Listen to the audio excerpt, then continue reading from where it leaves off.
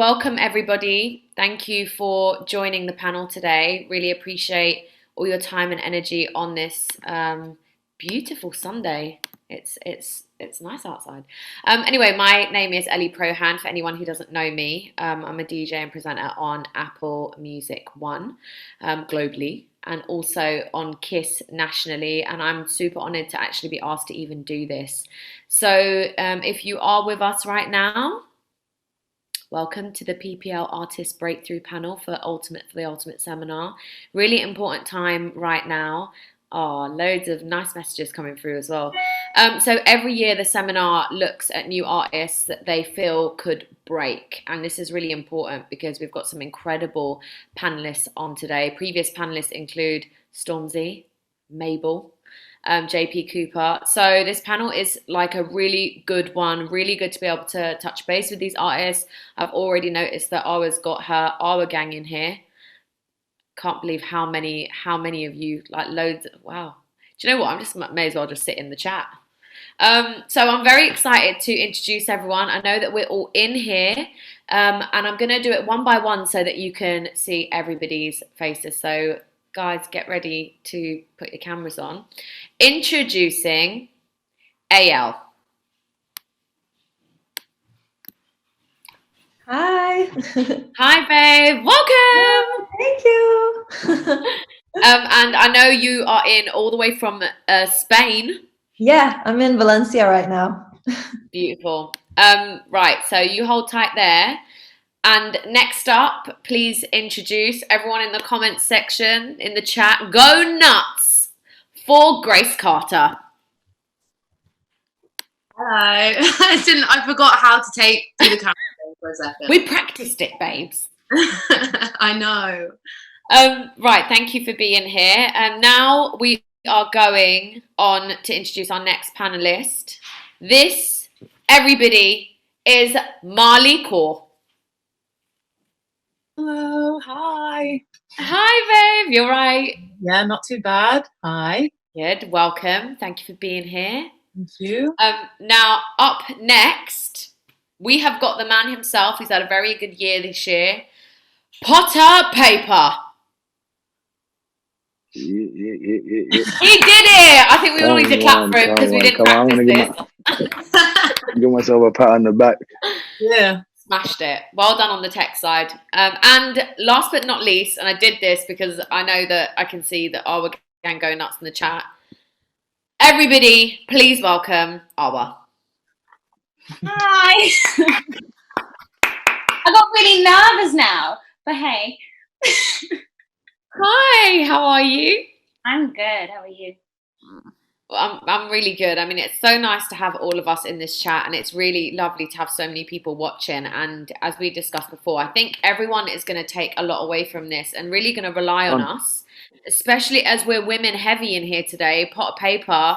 Yeah, no, it's calm. It's calm. I grew up in a house of all women as well. I got 4 sisters, so I'm good. Wow, did they know that before they put you on this panel? No, but God knew that. I love that. So really important for the girls as well. I can't keep up with the chat and keep up with everything, but I will like to touch base in the chat too. But I think we should just kick off because we don't have that much time, and we're all in the music industry, and I think it's a really tough business to be in, especially as a woman. So I think we're all going to get loads out of this that are in here and listening. So what do you think, like, the music business was going to be like before you even stepped into it, and how different do you think it is now that you're in it? And I think we should just have a really open conversation. So anyone that feels really drawn to that question, go for it. Okay, I'll go ahead. I guess one of the main things I thought I was going to find in the music industry was some kind of blueprint. I thought that if I just made the right contact, if I just learned like a few solid steps, how to release music and kind of what was necessary, things would just fall into place magically and everything would happen. And what I realized the further along I got is there's no blueprint. And it's so different for everybody. Like literally everyone you speak to will have a completely different story. So the more you try and like narrow down a blueprint, the more frustrated you're going to get, because it's just a completely different journey for everybody. And you need to kind of remain open-minded to what that could be or what that could mean for you. I definitely agree with that. I think, like, when I talk to my friends that are also in music and are artists, like, all of us have started from a very different place and kind of met each other along the way, but we've all come from different spaces. And I guess, like, for me, I didn't know what I was walking into. I was super young and I just loved writing songs. And maybe that was quite naive, because it was like, in my mind, I was like, I'm a creative, like, I write songs, that's who I am, like, that's all that I am. And then you come into the business and there's like obviously so many more layers to it. Like, I've been touring nonstop for the last 3 years and doing all these different things. And it's like, I've literally been learning on the job and adapting and finding my coping mechanisms, and just like, it's so different for everyone. And I don't think you can prepare yourself for it at all. It's just like, it's mad. I just think I agree with everything that everybody has said. And I mean, the second part of it is like, how has it differed now that I'm living in it and I make music every day? I think it's just, you know, everyone starts with that kind of naive love of music, because we all love music. We all want to make our dreams come true or whatnot.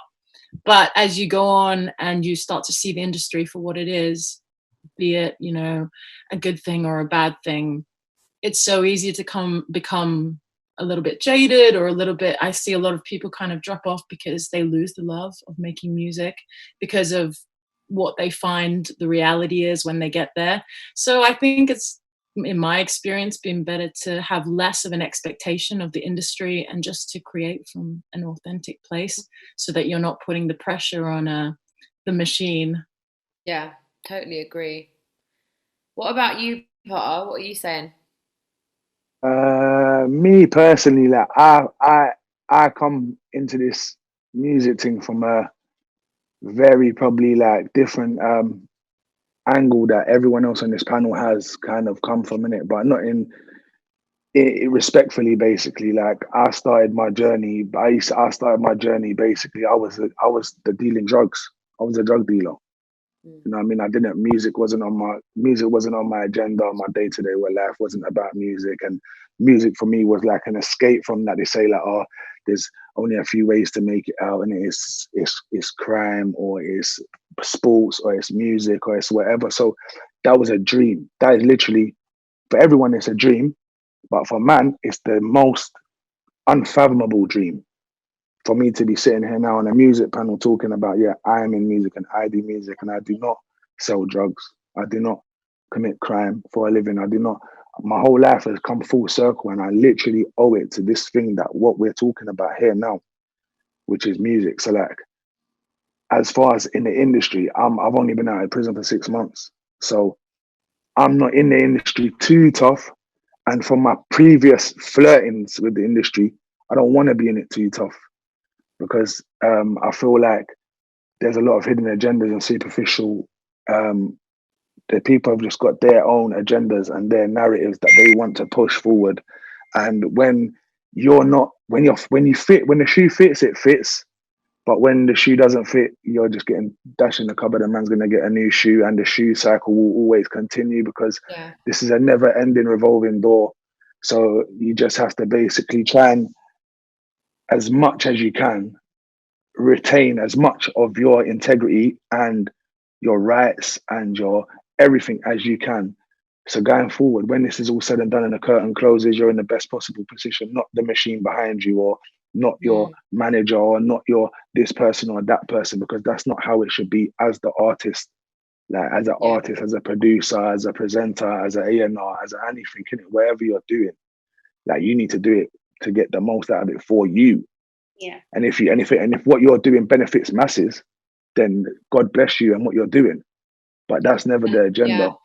And I completely agree with that. And I think it's really important that you have expressed that music wasn't really where you intended to go, and that you had a very different path. And I think for some of us in here on the panel that always knew we wanted to be in music, I mean, I think that you kind of have a little bit of luck there.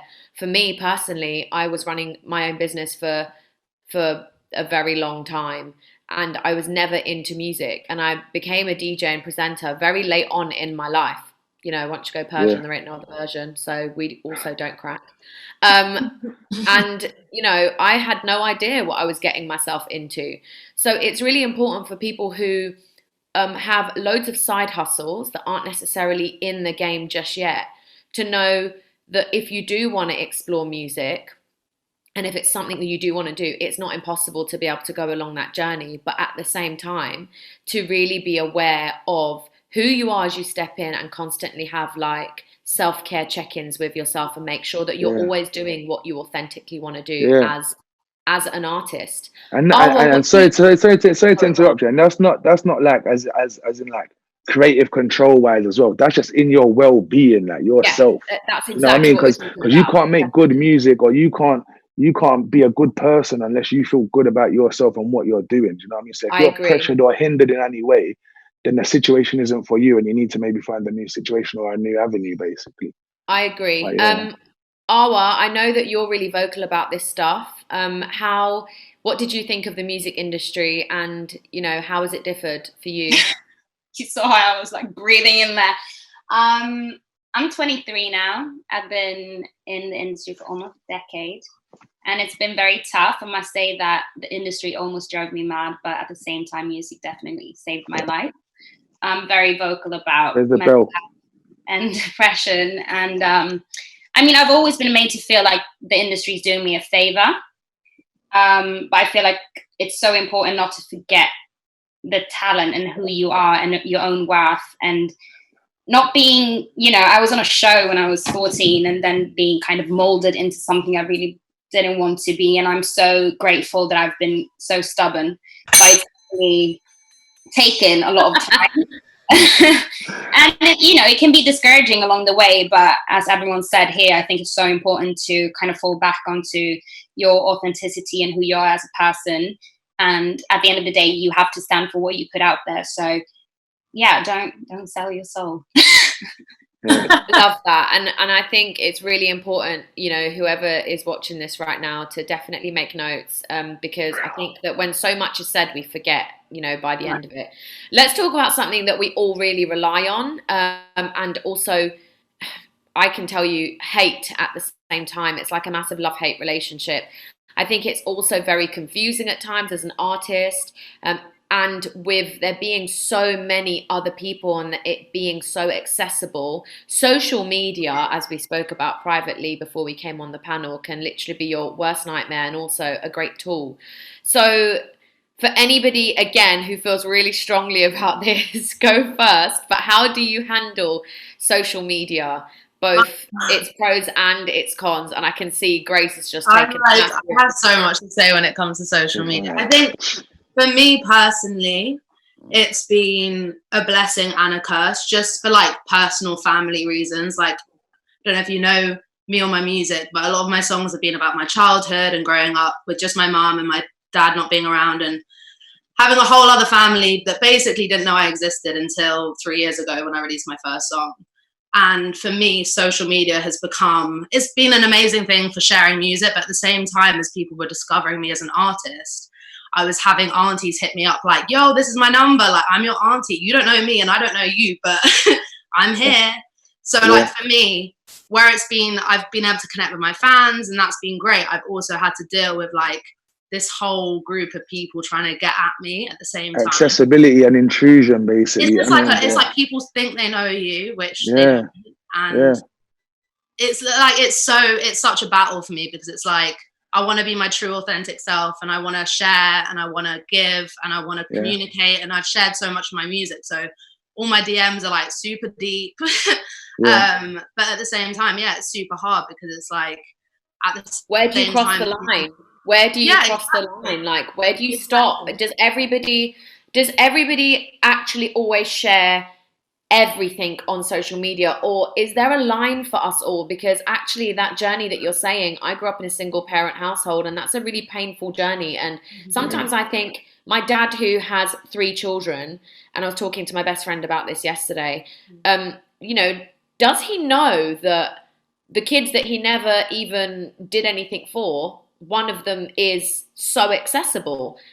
you know, where is the line, guys? Yeah. It- Yeah, for me personally, yeah, I've been in a situation like where I even say to myself sometimes, like, well, with Snapchat, let's say for instance, yeah, you know, like you got your memories in your Snapchat, you know, so like you could literally use that tool for yourself if you was that way inclined, innit? Yeah, you could save your memories and catalog your life and just always look back on your happy whatever. But me personally, I don't know whether it's because my age or just my background or just because I've spent a lot of time in a different environment from everyone else that my first instinct is never to pull out my phone. I live in the moment too much. So like I could think like, oh, people would have loved to see this and that. Even as an artist, you know, like it's engagement. So like I'm missing out on valuable engagement by not being social media aware, but just because I've got this sly in my heart subconscious thing where I don't really want to be sharing everyone my everything because people hate and people are jealous and people are scheming and people are backbite and it's never.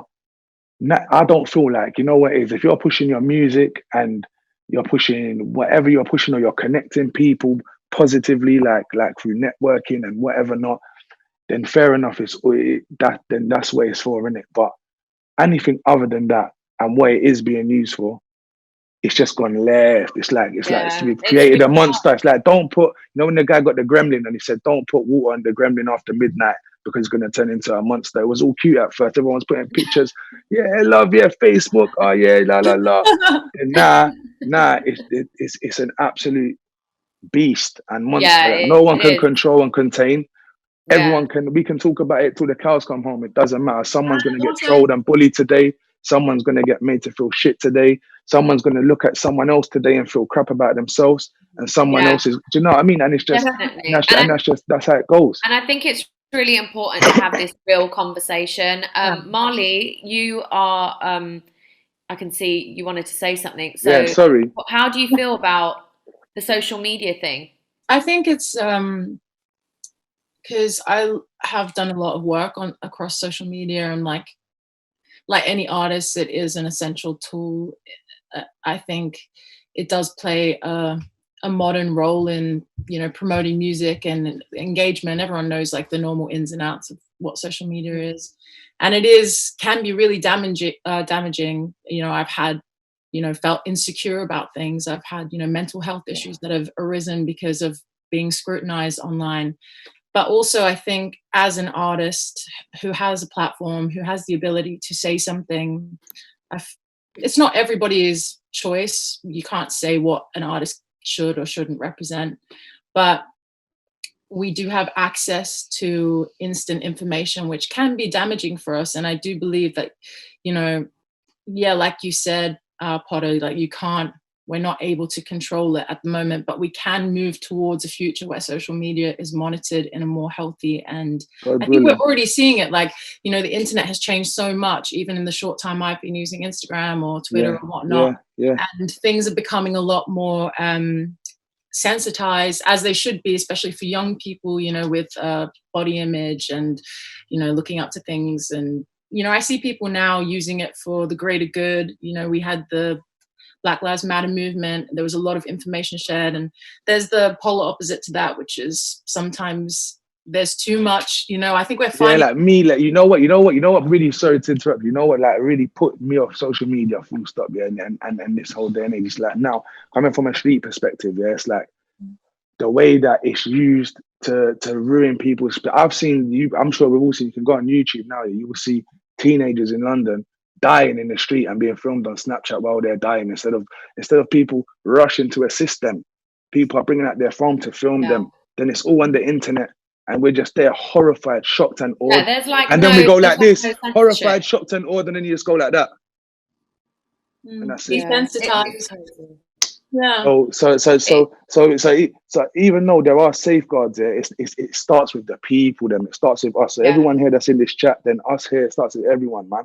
Like, don't endorse that, don't condone that, don't think that's cool, don't promote that, and then hopefully you can just eradicate that whole business.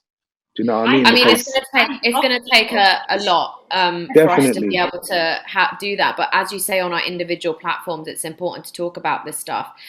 Just for Ayelle and Awa, can we just talk about for you two, because social media is important. Awa, I know that I love like the things that you post. It's very engaging. You definitely have a massive fan base. For both of you coming together, can you just tell us, between the two of you, maybe 2 pros and 2 cons for social media? I mean, I'm just a believer in it is what you make it. And as I said that jokingly, but I am serious, I do block people left, right, and center because my peace is always most important.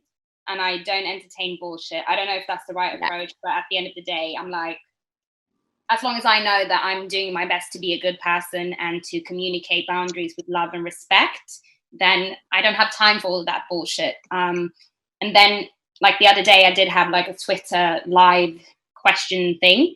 And I have a lot of deep, as Grace said as well, like very deep combos in my DMs. And it's quite sad sometimes to see these young girls, especially, that like don't want to live anymore and are so affected about pressure in society. And I do my best to share my message.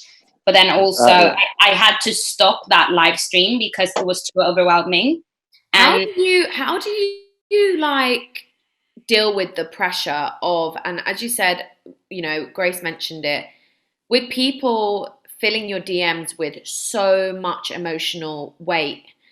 As one person, we're all human, we're not trained therapists or psychologists. How do you then take that? Where do you put that energy?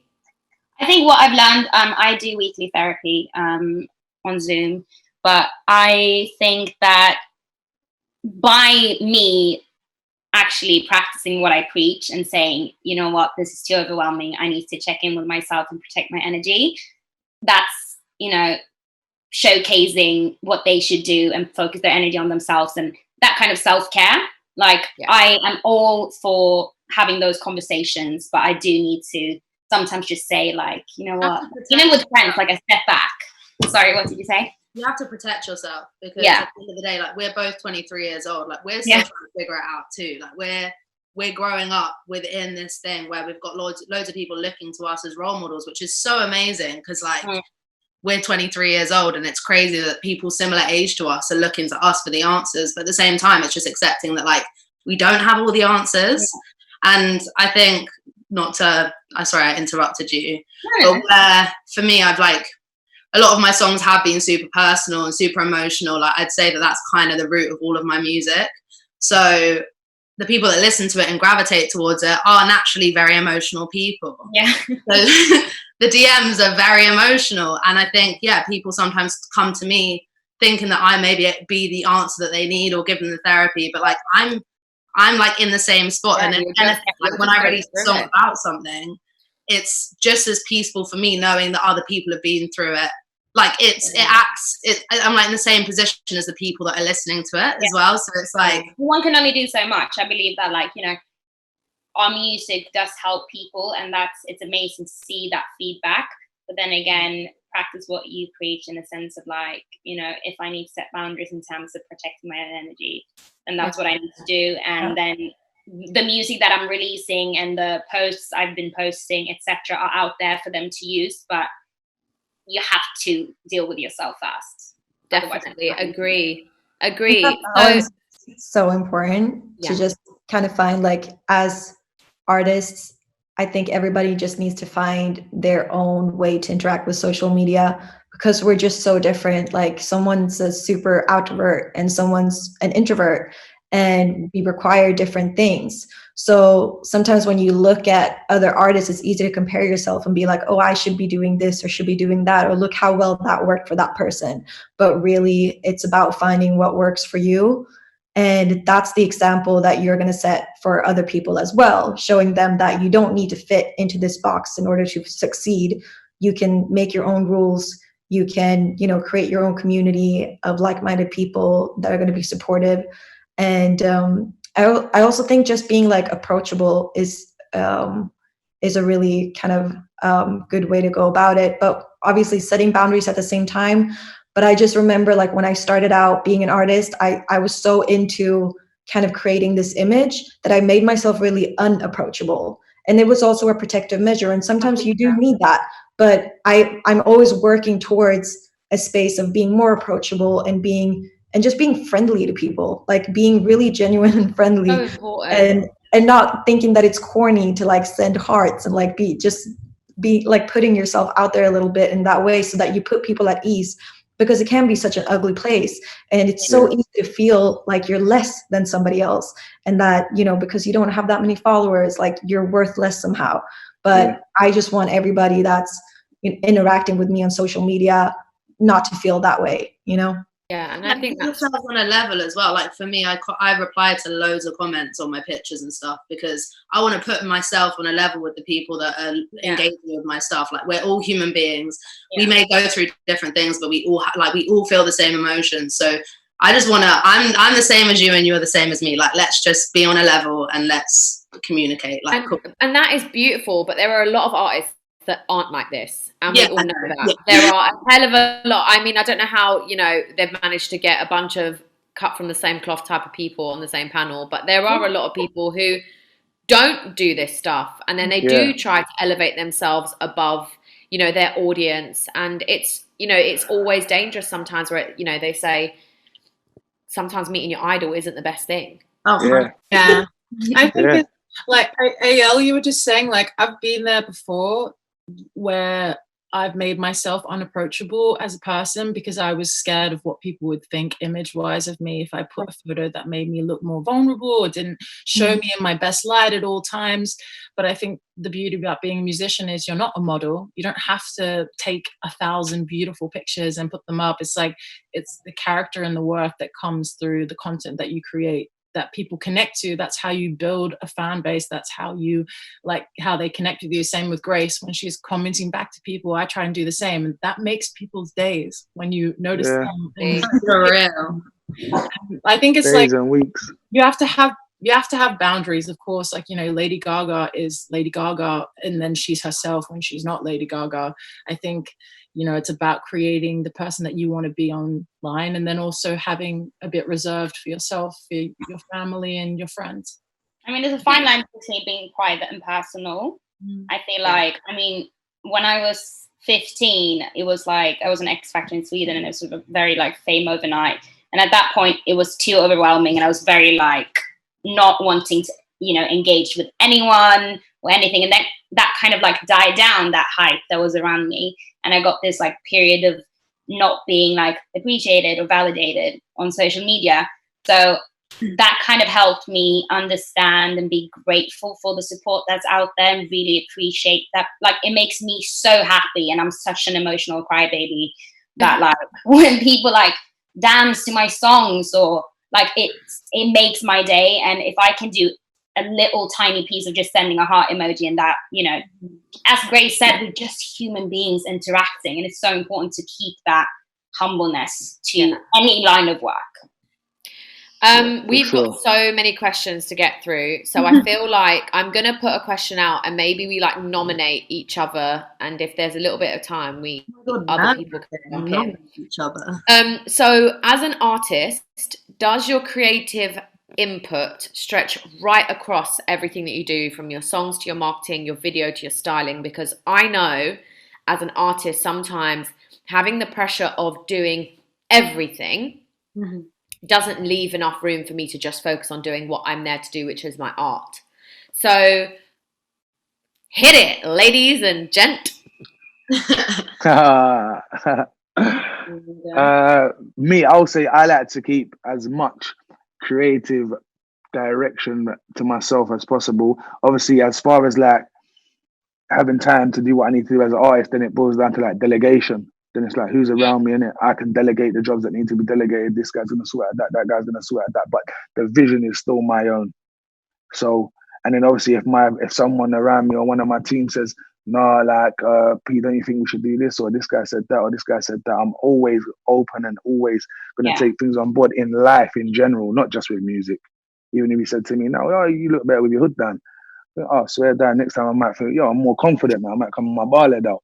But it's just about breaking down barriers in life, and then knowing what you want, and then just executing what you want. So like, if you are with a label, or if you are independent, or if you are up and coming, then it's still down. The onus is still on you. Like when I was up and coming, the link for my little video that I done on the Unknown YouTube channel, I used to inbox it to every single person on my Facebook. People I didn't even know. 1,300 people will get inbox from me saying, "Can you repost this?" And if they do, they do, and if they don't, they don't.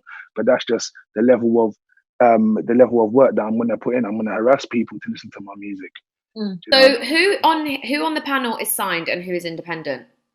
Signed. Right, and who's independent? Wendy, I'm independent. Okay, so out of one signed, which is Awa, and one of the other independent artists, can you both just share your differences on, do you have the right, even as a signed to independent artist, sort of go verse each other on how much creative input you actually have? Yeah. Go. Sorry, I'm very hands-on with my project. I must say that I'm, for the first time in my life, with a label that actually listens. And I mean, I've been signed since I was 14, so it's been a lot. It's been very damaging because in the beginning I was so young and they just wanted to form into something I wasn't. And I do trust my team, and I'm very hands-on, but I don't take everything upon myself. I do trust my team, and I see that they have the same passion as I do. So, like, sometimes if someone has a better idea, then we go with that. I should have said that. It's important just to communicate and knowing that we all have the same goal, and check in, and I don't know. It's, for me, I'm very blessed in this situation because I finally stepped into my own power and raised my voice, and I feel like I am definitely bringing up the conversations about mental health. I'm not, my label's paying for my therapy at the moment. That would have never happened before.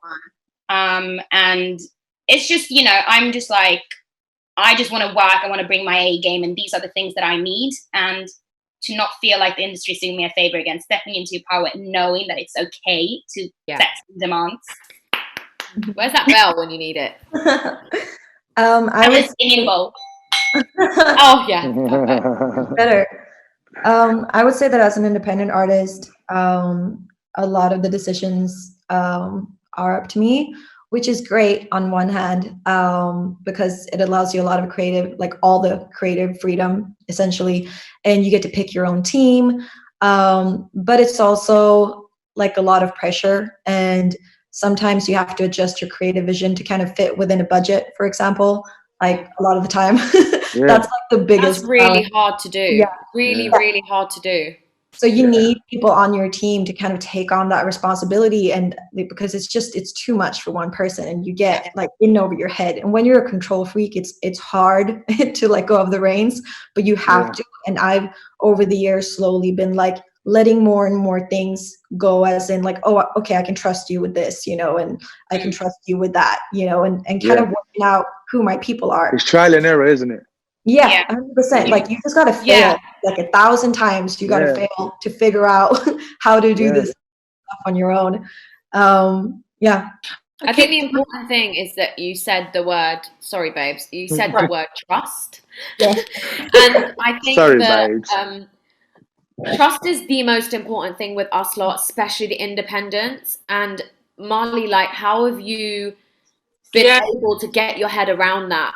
So, like, I only wanted to say something about this because I have quite a unique situation, which I think maybe some people will find interesting. So I'm from Australia originally, so I moved here and I signed to Island Records 3 years ago.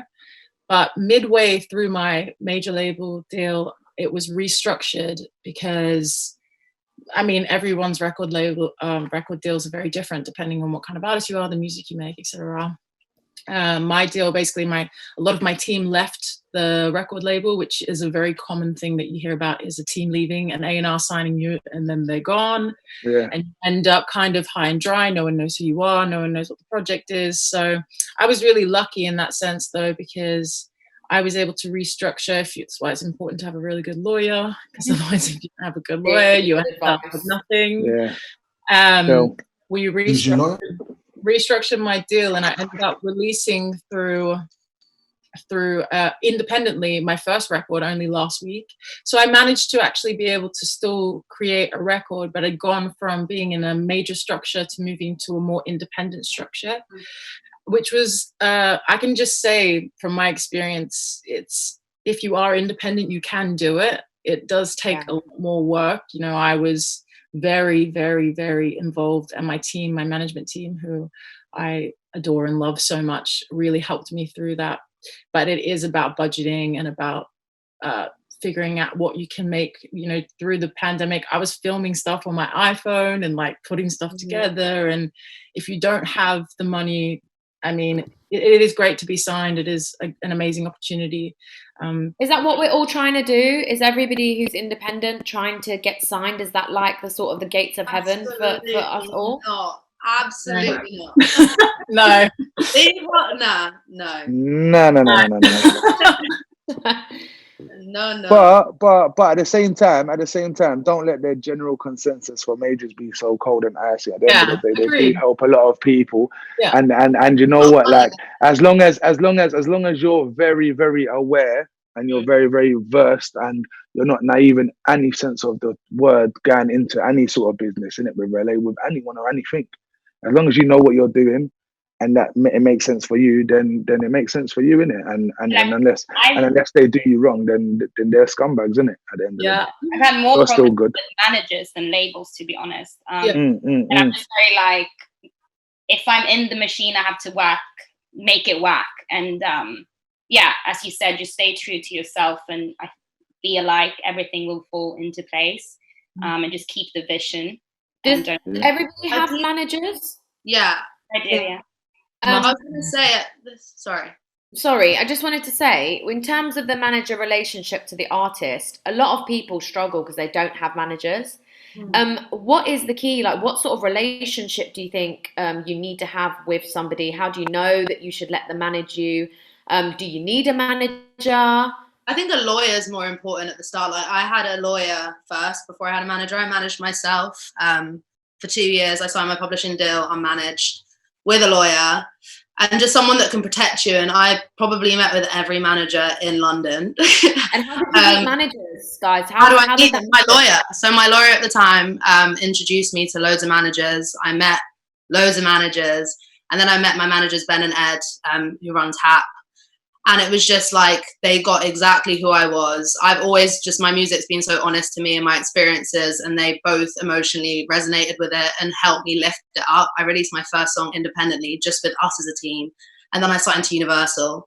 But I think it's different for everyone. Your friend could be your manager. Like, it's different for every single person. But for me, having a lawyer and kind of having that independence and having that control at the beginning meant that it gave me an idea of what it was that I was actually trying to achieve, and empowered me as a 17, 18-year-old to be like, okay, I'm in charge of my shit. Like, this is on me. Like, I've got this.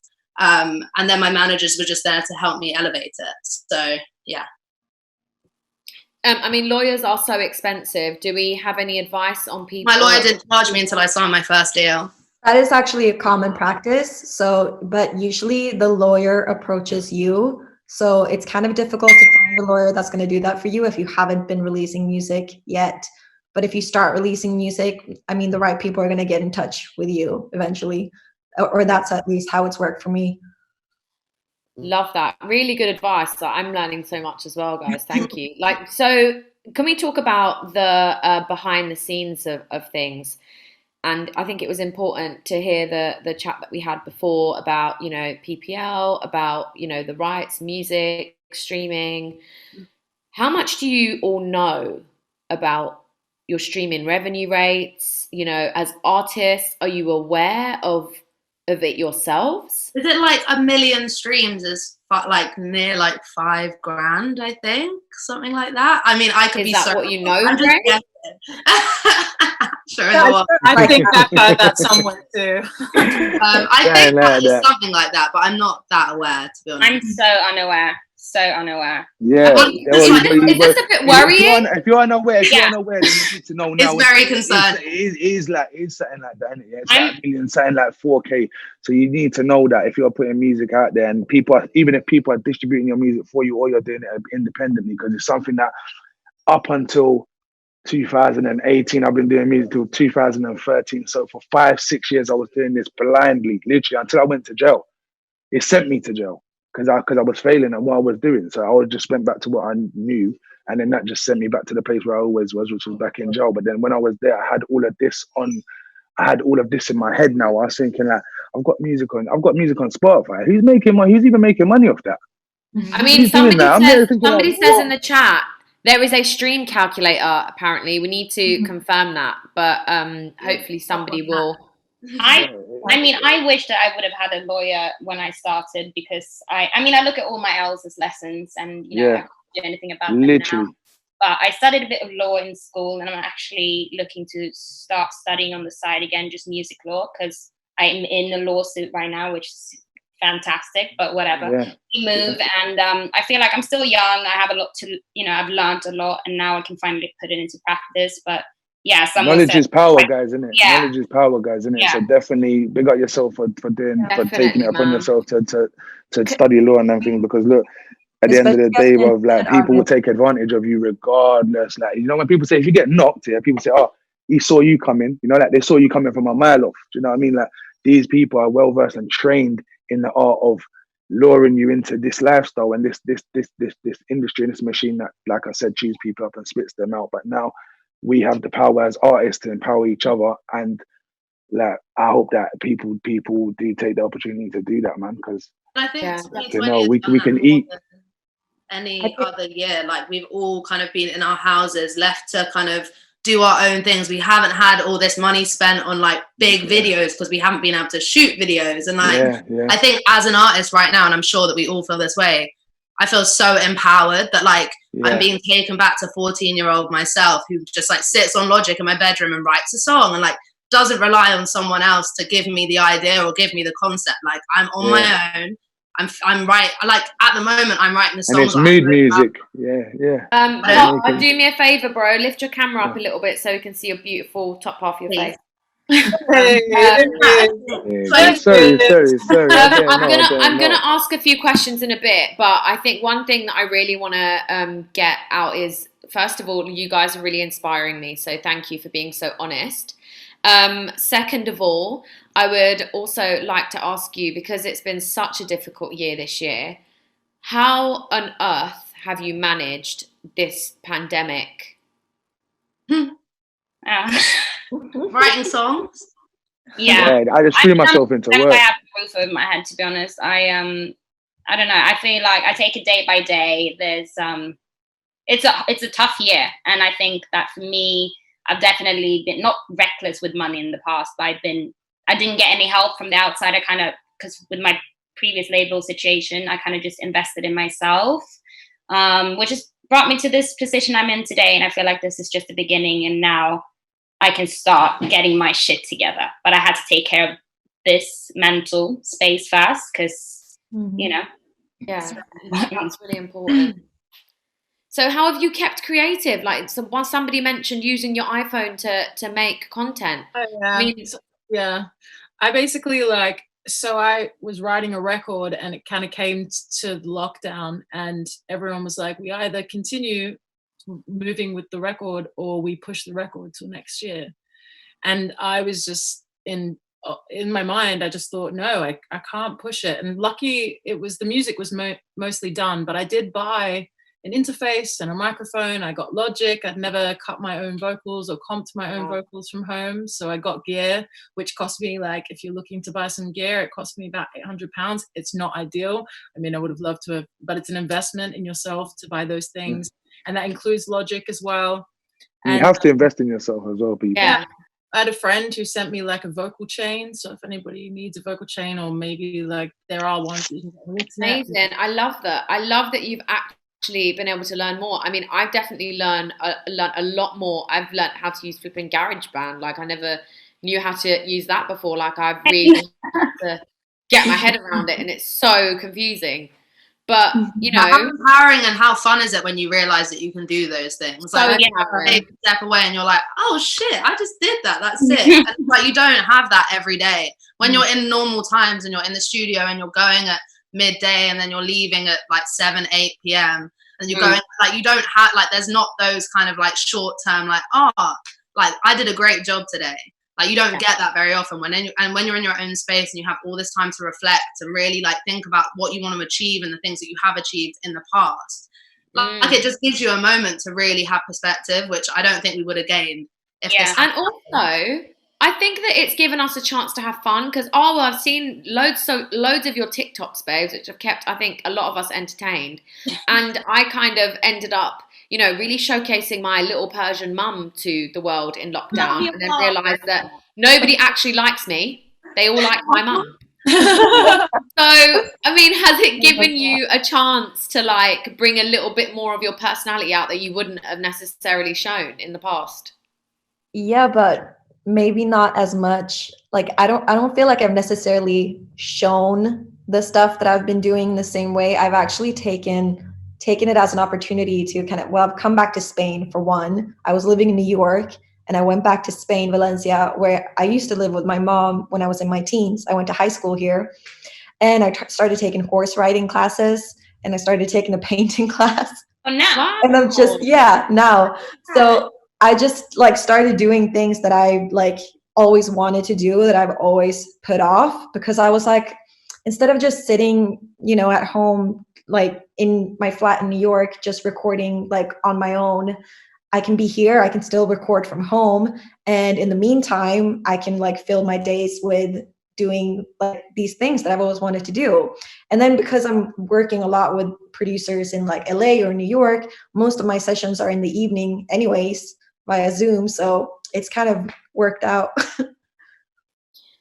I mean, I love that. I love that we've all been able to like tap into things that we wouldn't have necessarily done before. And I think it's empowering, like you said, Grace. It makes you feel good. Can we go to some questions now from everybody in the chat? And thank you, because it's been popping off and I've just seen a couple of things, you know, pop up. So a question from Zoom. I am Morph. I hope I get the names right. Sorry. Question for the panel. What do you feel has been your biggest challenge, business or personal, when breaking into the music scene, and how have you overcome this? So can like one of us answer that question?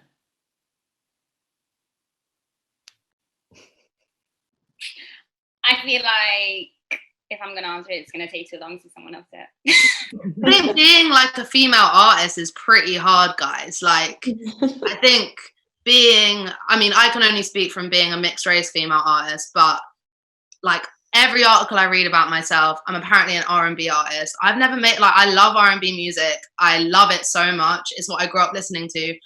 I don't write R&B music. Like, that's not what I do. And that I'd be cheating the people that do really do that.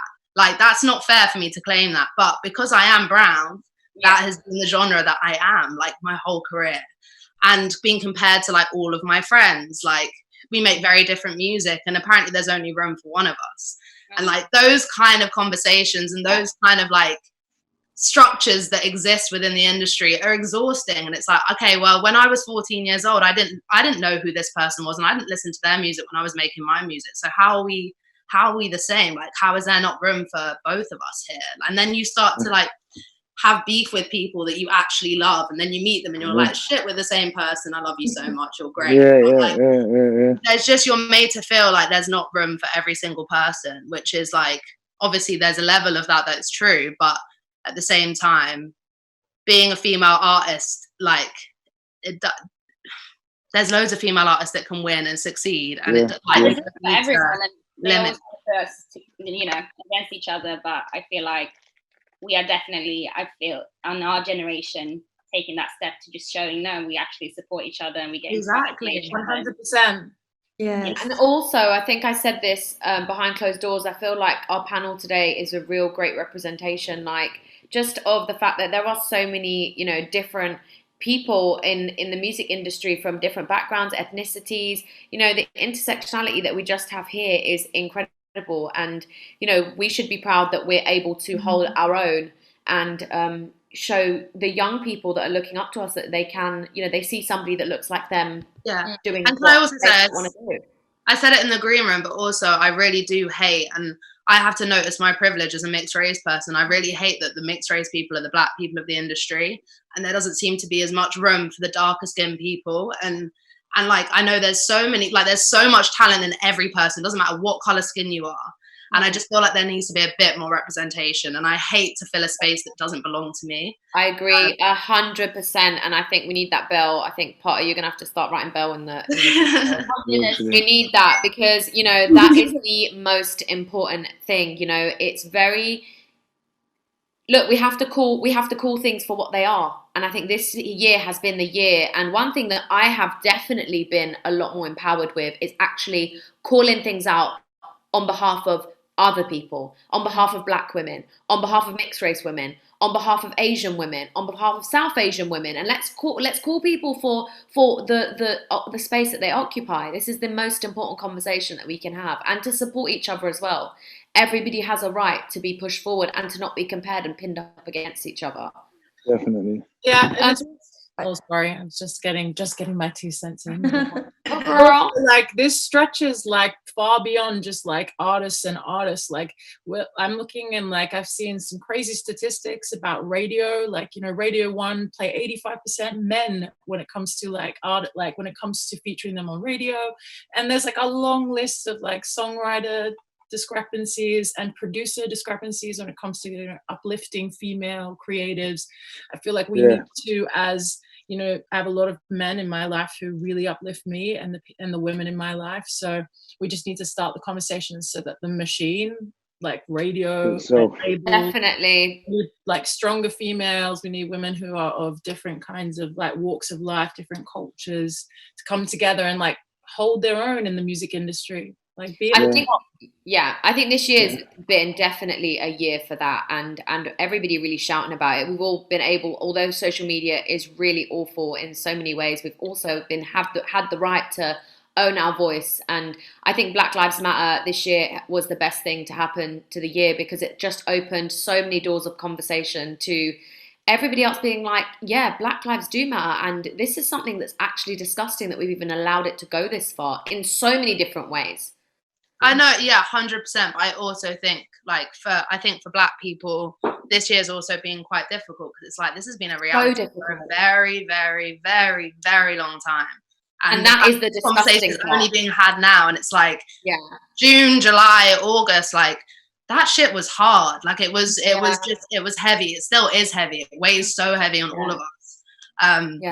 But it's given us the power this year to really have our voices heard, and again, not fill a space that doesn't belong to us, but just like respect it. And actually, Grace, what you said is, it weighed heavy on all of us. And I think that anybody who it didn't weigh heavy on, I don't even know if they're breathing or even alive. We don't need to talk about them. We don't need to talk about them, but all that matters is that we all come together and we all support each other, and we all keep shouting and using our platforms for what the right thing is to do. The artist's duty is to reflect the times, people. Reflect what's going on in the world. And I think that was like a turning point as an artist as well, just realizing that we don't have to be in competition to each other. Like, the minute you stop seeing other people as your competition and start getting excited for other people and just seeing, oh, she's doing that, like taking that as a cue, that means I can do that as well. And being happy for them, like genuinely happy, like that is a game changer. And that was the moment when a lot of doors started opening for me. Just a shift in mindset completely. And that has made things so much easier. I agree. And actually, Nav has got a great song out, by the way, from his latest album, and it's called Don't Need New Friends. And the first line of that is incredible. So make sure you got the right people around you, guys. Make sure you got the right friends around you. Get rid of those dead mates that don't want you to succeed. Just get rid of them. Anyway, moving on, because mindset. I have to say, I put this book in mind management. It's actually really good, because I feel like that's completely the most important thing, is to keep your mind and your focus and your energy, and like look at how you can shift your perspective and learn things, and also take up space to address things that are important to you. Love it. Right, let's move on. Another question: Who are the people who have been pivotal to your careers? Who are the people who have helped you become breakthrough artists? How does that sound? For me, I would say the main person who's helped my career and helped me become a breakthrough artist is my manager, Bilal, at Groundworks. Basically, that's who has helped me to take myself seriously as a musician. Because first it started as a friendship. There was never no management, no nothing on the cards. You know what I'm saying? Then from there, it's just naturally progressed to that where I know he's got my best interests at heart, and yeah, so that's enabled me now to basically be creatively free, fundamentally free, financially free, spiritually, everything. I can just be what I need to be because I know that I'm not gonna get ripped off. You know, and so that was the most influential person in my career. Same with me. My managers have been like the best find that I ever had. Just have allowed me to be who I am, supported me in everything I do, and also like, as I've said, like my music's really honest to me and really real to me, and it's got very real at points. And they pay for my therapy. They're like always on the other side of the phone. Like they're just, and like that shouldn't be something we celebrate them for. Actually, I think that therapy should be something that should be built into record deals, and that's a whole other conversation. Of course. Support the that's trauma. part of like an artist development care You package. can't exploit the trauma and not support it. But I like the line. Maybe get the DJ horns out and everything. No, but you can't. It's like we all are human beings. We all, there's so much pressure on us to be the best that we can be all the time. And actually, sometimes we feel shit. And actually, instead of like taking all of our pain and going, give us more, we're gonna push it out here, and we need more. Like no one's interested. Give us more pain. Like you can do that, but at the same time, they always say that to me though. I swear, you need to understand that is real shit. Like it's not fake. It's not a story. It's not a sub story. Can everybody please go to Twitter and tweet the statement that Grace just made, please? Because I think that's a statement of today. You can't exploit our trauma and not support it, people. I want everyone to clap. Even if you're at home, everyone in the panel, clap for that, because we all know how difficult that is. It's so hard. Everybody clap in that comments box. Go nuts. Right, let's go on to the next question. At what stage, any tips on self-production? This is really important because it's not everybody has a team to stand there with a billion ring lights pointing at them. Let's go. Self-production, self-video production, I would say, obviously, like I'm not really skilled in that field, but obviously, as opposed to like, you don't need a big budget for a video. If you go type in, put a Payper on YouTube right now, and you search my earlier videos, which I'm most renowned and now known for, like what made me, do you know what I mean? Is I was just there rapping my lyrics in it, just myself. Look at, and I had a comb over, and I didn't have the facial hair, and I didn't have the image whatsoever in it. Do you know what I mean? I didn't have the money, I didn't have nothing. So self-production is literally a production of yourself. Don't feel like you need to put bells and whistles on yourself. Don't feel you need to have the best cameraman, the best everything. If you have got talent and you have got integrity and you've got all of these things that make an artist, then that will all come to you. I saw a next thing here. Someone said, "Oh, how do I get on Mixtape Madness?" Saying, but like, if you just apply yourself to what you're doing and just be 100, then it's gonna come. And if it doesn't come, then it doesn't come. Then maybe it's just something that you do as a release, as a love, as a joy, because this is a passion. If you're doing it just for dough, or you're doing it just for clout, or you're doing it just to look good, then you need to just come out of it because you're not going to last anyway. So it's Smashed it, man. Smashed it. Anybody else got any tips on self-production? Just in terms of getting a budget together, I started out with some grants from PRS, which I really recommend if you're an independent artist and you're looking to, fund your own project and just even to buy equipment. They have like a bunch of different grants that you can apply for. And I think I applied for the Women Make Music grant and then the PRS Momentum Fund. And those were like integral in just when I didn't have a budget to be able to kind of launch my own projects and all that involves. Like you can find creative people to work with on a minimal budget that are amazing. But I do understand that it is difficult when you don't have a budget, but it can be done. And as long as what you're making is really good, people are going to hear that, people are going to recognize that, and they're going to want to work with you, and it's going to be possible. And I do really recommend getting your own equipment as well and being able to cut your own vocals. Even if that means taking like an extra course, or you can like learn off of just YouTube. just being able to do that and start getting something out, whether it's like the first thing I did was just upload covers on SoundCloud. And from there, I met producers or I just contacted producers. They would go and listen to my covers and be like, oh, okay, cool. Yeah, I've got this beat. You can try writing too. And that's how I started. Love that. And it would be like TikTok now, which I don't really get with TikTok. I've got to be honest. I'm terrible. But like you can be in your bedroom and sing a song that you wrote that day Yeah. and write the lyrics on the. See, now I'm selling it to myself, but like write the lyrics on the thing, and then someone could find it and relate to it, and it could blow up. I don't know, but like on your phone, it comes with GarageBand. You have a pair of headphones. You can record stuff into your phone. Like there's so many things that you can do on your own at home, especially in this time where actually the artists that you look up to are also having to do the same thing. definitely. It's a cool time. Just focus on what you're good at first. Don't focus on what you're lacking, and don't be afraid to ask for help as well. I think that there's in any line of career is always a team effort, and I think it's important to celebrate that as well. Love that. And can I also just say for anybody who has any details on funding, because I think it's so important, funding applications, links, if you can just put it in the chat for everybody to be able to access, that would be super helpful, because, I know it's definitely been helpful, in many, many artists' journeys. So let's move on to another question. I think this is quite important. How do you build a team from scratch if your friends have nothing to do with the industry? Because when you are around people who you might necessarily have grown up with, or friends you picked up along the way, they're not into music. How do you build a network for yourself? Find your people. Go to open mics, perform at places where there's people that are like you, trying to do the same thing.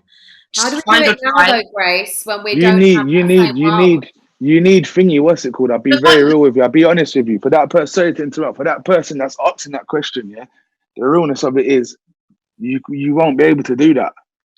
Like from my perspective, innit? You won't be able to do that. I tried I tried in the beginning to open a label in the beginning with my friends, and there was five of us, and they put all the money into me and whatever not and read, but they've got no knowledge of any type of anything, distribution or PR or marketing or splits, or even they're not approachable for labels or for people, or like it stunted and hindered my career for years until I actually found like people who were musically orientated, where every single person around me has a musical purpose to do with me, and then they're pushing the agenda of my musical purpose, and that's how hopefully I'm gonna keep winning. It's only been it's early days yet, but it's been going all right so far. It's important to be around people who are actually genuinely in music and know what they're doing, music, rather than 100 million people who are just percent, trying to help you. 100 million percent. Everyone can have the most best intentions for you, and everyone can have the best intentions, and everyone can want to see you win. Which I'll be honest with you, again, in my opinion, sorry to be the devil's advocate, but in my opinion, that's not always the case as well. Like the people around you don't want to see you win anyway. So I believe that basically, if you're around just your friends and that, like, it's just a dream, innit? It's just like, it's a myth. It's just something that you want to make happen. But if you're around people that have made this happen before, that are continuously going to make this happen with you or without you, then obviously it's going to happen. Yeah, agreed. And it's what you bring to the table. Sorry, guys. I was lucky. I see that I was lucky in it. My stepdad was in music before, but like he's super old, so that was like out of the equation. But for me, I went to Access to Music, a music college in Brighton, where I spent like the later years of my teenage years. And actually, the person that gave me my kind of break, and I wasn't in the industry at all at this point, was Jamal Edwards. He came to my college and did a talk about his book at the time. And I like went over to him, like no one else. This is the thing, guys. Like I made my own business cards with my phone number, which is still my same phone number. So if you have one of those business cards, you still have my number.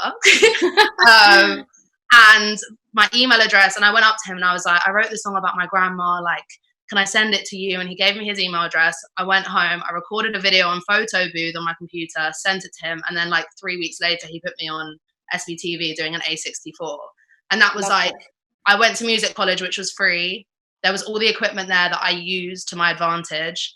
And then luckily one day he came in, but these colleges do have people coming in and doing talks because people want to give back and people want to help. So Definitely. that's kind of, I'd say, if you haven't got a direct link to someone or a friend that's in the music industry, like when you're getting to finishing GCSEs and you're deciding what you want to do, music college was a great step for me. Yeah. I actually Agreed. got, oh, sorry. Go ahead. I got my first foot into the industry through the seminar, actually. Because I used to go every year whilst I was at university in London. And I met another songwriter at the seminar one year who introduced me to my first manager. And that's how I started getting my first sessions in London. And that was before I'd released any music or anything. But yeah, I wouldn't have known that. It's just, you gotta just put yourself out there and speak to people, and you never know what contact that person is going to put you in touch with. So you just got to be open-minded, because if you just go for oh, I'm only going to talk to that person if I can if I know for sure that I can get something from them, then it's just not going to work. It doesn't work like that. You never know. You have to be authentic, and you have to make authentic contacts, and that's how it's going to happen. Yeah, so important. Authentic contacts.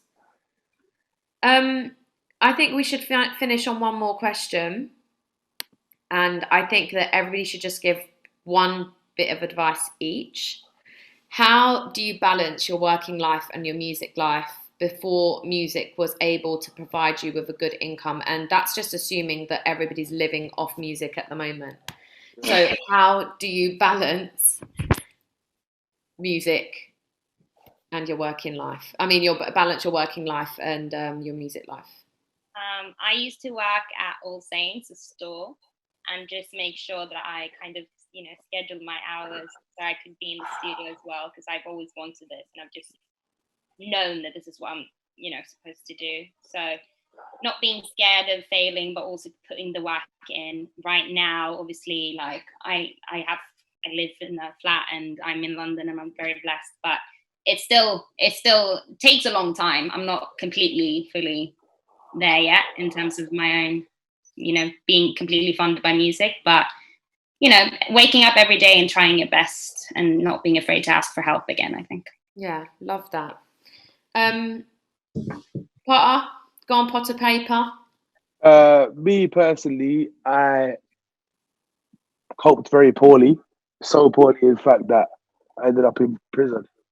So I'm the poster boy here for what not to do, basically, which is don't take loans from people, don't get yourself in debt, don't start getting in mix up, don't start feeling like you have to start selling drugs to pay for your videos or your clothes or your drip, because that's a drip's killing my people thing.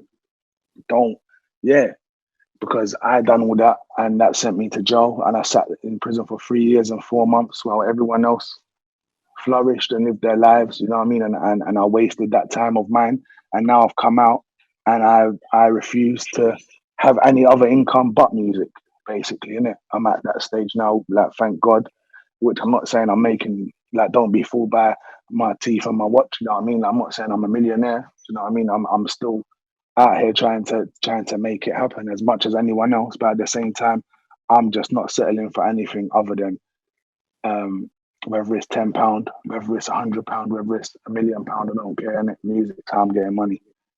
Yeah, so yeah, man, that's my thing. Mali-koa.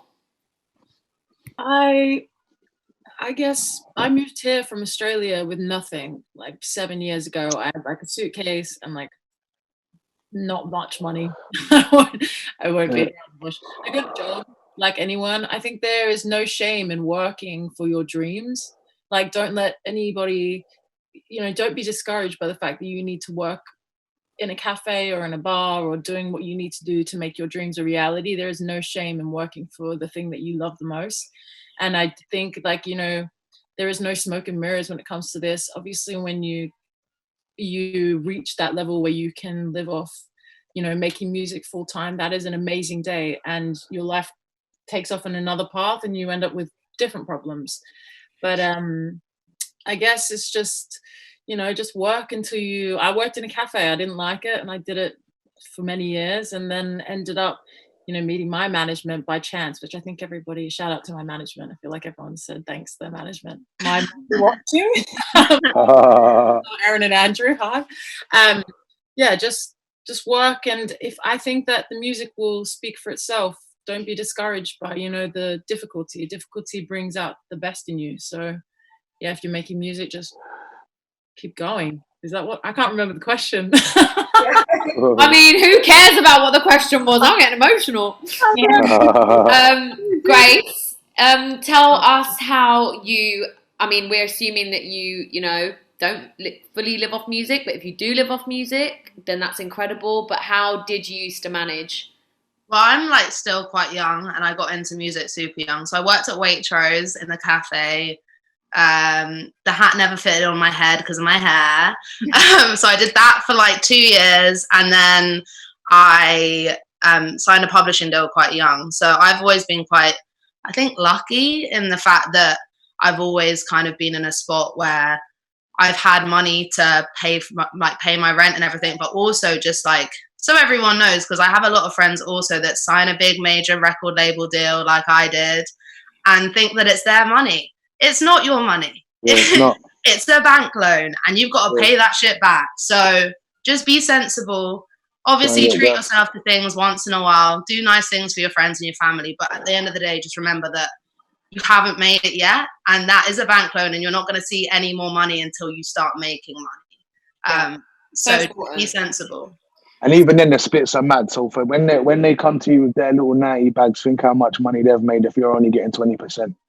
Exactly. Yeah. And also just like at this time, like right now in the world and the way that everything's formatted, you can be an independent artist and you can own your shit. You don't have to give away that 80% or more of what you have. Like, and for anyone who has, then obviously that's not never ending. So once you come out of that, then obviously you need to try and while you're in that, make them make you the biggest star that they can. So when you're out of that, then you can do your own thing. You can do your own thing. Mm-hmm. For sure. But just that's my main thing is like getting a big advance from a record deal, is amazing in the moment, and it's paid for me to live very nicely in my nice flat, but at the same time it's not my money, and that's why I always have in my head. And it's like, how do I strive and what's my plan to make sure that I'm cool and I have a career, and that in 20 years time I've still got a roof over my head and I still have a love for music and I'm still doing the things that make me happy every day. Like, how am I going to make that happen? Because this is all short-term stuff. Like, I'm thinking of the long term. So powerful, and it's really important to just be real about it, because there's no point in flossing when the reality behind closed doors. Yeah, for sure.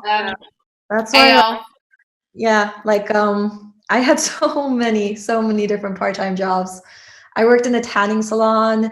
I worked in a cafe. I did subtitles for Netflix, which was my last part-time job.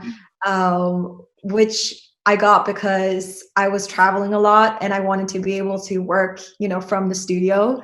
And that was like a whole thing. Like, it's a lot harder than you think, like sitting there and transcribing it. But basically all of it was just to enable me to invest more in my career and in everything there's so many different costs and aspects to cover once you start releasing your own music.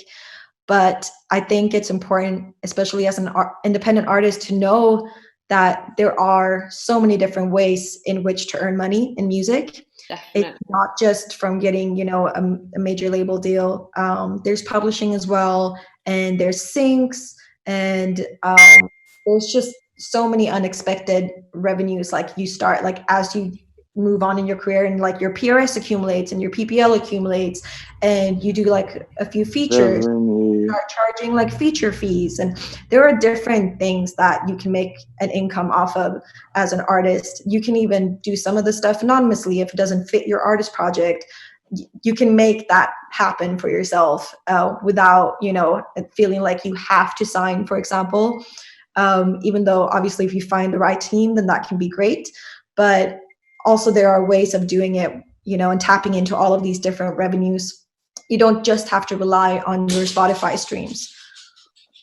I think that is so important, and the fact that you've even given so many different examples of how you can make money. I don't know about the rest of you, but I've learned so much about the journey of an artist, and in comparison to the journey of a DJ and me myself. Just to wrap up, I have had such a long, winding career. You know, I had my own business for 15 years, and I hustled so hard at that, worked almost 19, 20 hours a day. And it was only later on in my life that I felt like I had ticked all the boxes to that I changed my career to do something that I really loved, which was to settle in music. And when I started learning how to DJ, it was because I had seen another female DJ on the decks and was like, oh my God, this is a woman turning up a club like this. I want to do this. And that's when the journey started. And I spent a good 5 years trying to manage both the business and trying to become a DJ. And all I can say is that A, it's never impossible to do what you want to do. B, it doesn't matter how old you are. If you want to do something, as a woman, when I first got into radio, I got told that don't tell anyone you're over 25 because you'll never get into radio over 25.